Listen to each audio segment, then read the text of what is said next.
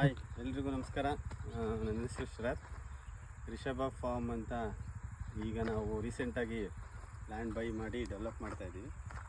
ಇದು 2 ಎಕರೆ 7 ಕುಂಟೆ ಬರುತ್ತೆ. ಇದು ಶಿರಾದ ಹತ್ರ ಬುಕ್ಕಾಪಟ್ಟಣ ಅಂತ, ತುಮಕೂರು ಡಿಸ್ಟಿಕ್ಕು.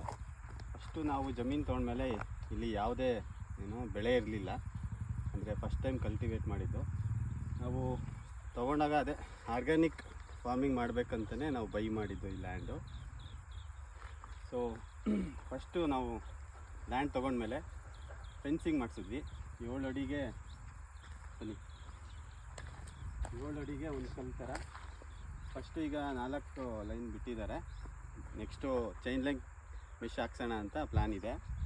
ಸೊ ಫಸ್ಟು ನಾವು ಲ್ಯಾಂಡ್ ತೊಗೊಂಡ್ಮೇಲೆ ಫೆನ್ಸಿಂಗ್ ಹಾಕ್ಸಿ, ಸೊ ಆರ್ಗ್ಯಾನಿಕ್ ಮೆಥಡಲ್ಲಿ ಮಾಡಬೇಕು ಅಂದ್ಕೊಂಡಿದ್ದರಿಂದ ಫಸ್ಟು ಎಲ್ಲ ಥರ ದ್ವಿದಳ ಧಾನ್ಯಗಳು, ಅಂದರೆ ಕಾಳುಗಳು, ಹಲಸುಂಡೆ, ಹುರುಳಿ ಮತ್ತು ಡಾಯಿಂಚಿ ಎಲ್ಲದೂ ಮಿಕ್ಸ್ ಮಾಡಿ ನಾವು ಹಾಕಿದ್ದೀವಿ. ವೀಡಿಯೋಸಲ್ಲಿ ಇದು ಅಪ್ಲೋಡ್ ಮಾಡ್ತೀನಿ. ತೊಗೊಂಡ್ಮೇಲೆ ನಾವು ರೋಟಾವೇಟ್ರಿ ಓಡಿಸಿದ್ವಿ 45 ಡೇಸ್ ಆದಮೇಲೆ.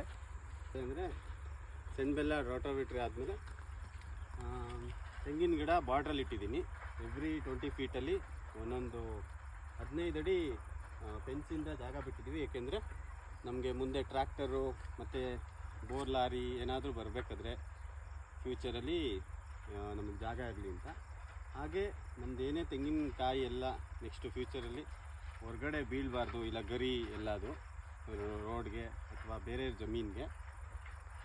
ಮತ್ತು ನಾವು ಬಾಳೆ ಇಟ್ಟಿದ್ದೀವಿ. ಬಾಳೆ ಹೇಗೆ ಅಂದರೆ 7/8 ಮೆತ್ತೆ ದಾಯದಲ್ಲಿ ಇಟ್ಟಿದ್ದೀವಿ. ನೋಡಿ, ಇದು ಇಲ್ಲಿಂದ ಈ ಬಾಳೆಗೆ ಆ ಬಾಳೆಗೆ 8 ಇದೆ ಡಿಸ್ಟೆನ್ಸು. ಇಲ್ಲಿಂದ ಈ ಬಾಳೆಯಿಂದ ಈ ಬಾಳೆಗೆ 7 ಇದೆ.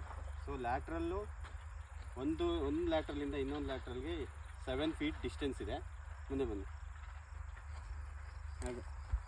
ಹಾಗೆ ನಾವು ಅದ್ರ ಮಧ್ಯದಲ್ಲಿ ನೈಟ್ರೋಜನ್ ಫಿಕ್ಸರ್ ಥರ ನುಗ್ಗೆ ಗಿಡ ಇಟ್ಟಿದ್ದೀವಿ 2 ಮಧ್ಯೆ.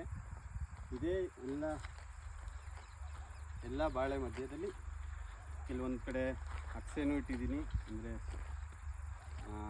ಸೆಡೆ ಗಿಡನೂ ಅಂತಾರೆ, ಗೊಬ್ಬರ ಗಿಡ ಮತ್ತು ನುಗ್ಗೆ.